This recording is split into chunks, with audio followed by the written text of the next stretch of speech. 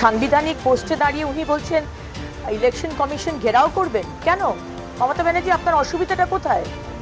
2006 সালে পার্লামেন্টে দাঁড়িয়ে ডেপুটি স্পিকারের মুখে একগুচ্ছ কাগজ ছুঁড়ে মেরেছিলেন, কারণ প্রতিবাদ করেছিলেন যে অনুপ্রবেশকারীরা কেন ঢুকছে। আজকে মুখ্যমন্ত্রী হওয়ার পর কি হয়ে গেল যে আজকে 21শে জুলাইয়ের মঞ্চে দাঁড়িয়ে একটা কথাও বললেন না অনুপ্রবেশকারী, আজকে একটা কথাও বললেন না রোহিঙ্গাদের নিয়ে। আমরা বুঝি সব।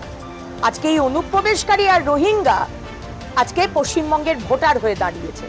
আজকে আলো রানী সরকার, আজকে আনসারুল বাংলার জঙ্গি সাদ আলী, আজকে বাংলাদেশের নাগরিক আপনার মালদার পঞ্চায়েত প্রধান লাভলি খাতুন, এরাই তো আপনার নাগরিক, আজকে এরাই আপনার ভোট ব্যাংক। কিন্তু আমরা এটা হতে দেব না। আজকে যারা পশ্চিমবঙ্গের মানুষ, সে হিন্দু হোক, মুসলমান হোক, খ্রিস্টান হোক, শিখ হোক, তারা ভোট দেবে। বাইরের দেশের কোনো মানুষকে আমরা এখানে ভোট দিতে দেব না। তো বেড়েছেন যে 2026 আর 8 মাস বাকি। বাংলার মানুষ ক্রোধে, অপমানে, দুঃখে পুষছে। তারা এই সরকার, এই দুর্নীতিগ্রস্ত মমতা ব্যানার্জির সরকারকে আর চায় না। তাই মমতা ব্যানার্জিকে এখন নতুন নাটক করতে হবে। বাংলা ভাষা, বাঙালি, বাংলা ভাষা কোথায় ছিল মমতা ব্যানার্জি?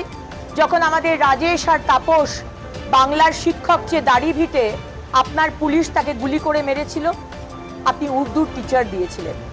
বাংলা ভাষা কোথায় ছিল? বাংলা ভাষার মর্যাদা যখন অনুব্রত মণ্ডল আপনার কোলের ভাই, আপনি পুলিশ মন্ত্রী, আপনার পুলিশের মাকে এবং স্ত্রীকে অশ্রাব্য ভাষায় বিছানায় আসতে বলে। সুতরাং বাংলা ভাষা নিয়ে এই কি বলবো, সিম্প্যাথেটিক কার্ড প্লে করবেন না। বাংলার মানুষ জানে মাননীয় প্রধানমন্ত্রী এবং ভারতীয় জনতা পার্টি, আমাদের দল বাংলা ভাষাকে ধ্রুপদী ভাষার পজিশন দিয়েছেন এবং বাংলার মানুষের পাশে উন্নয়নের জন্য আমাদের দল আছে। তাতে কিছু যায় আসে না। তৃণমূল বলবে আমি বিএনএস মানবো না, ভারতীয় ন্যায় সংহিতা, আমি অপরাজিতা বিল আনবো, তাতে কিছু যায় আসে না। মমতা ব্যানার্জি, আমরা জানি আপনার প্রধানমন্ত্রী হবার শখ।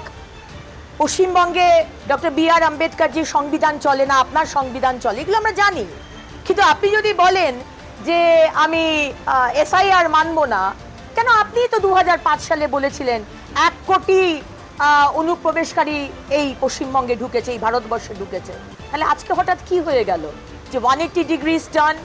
সুতরাং আপনারা কি মানলেন, কি না মানলেন, ঘেরাও করলেন না মানুষকে তাতাবার চেষ্টা করলেন? বাংলার মানুষ প্রস্তুত।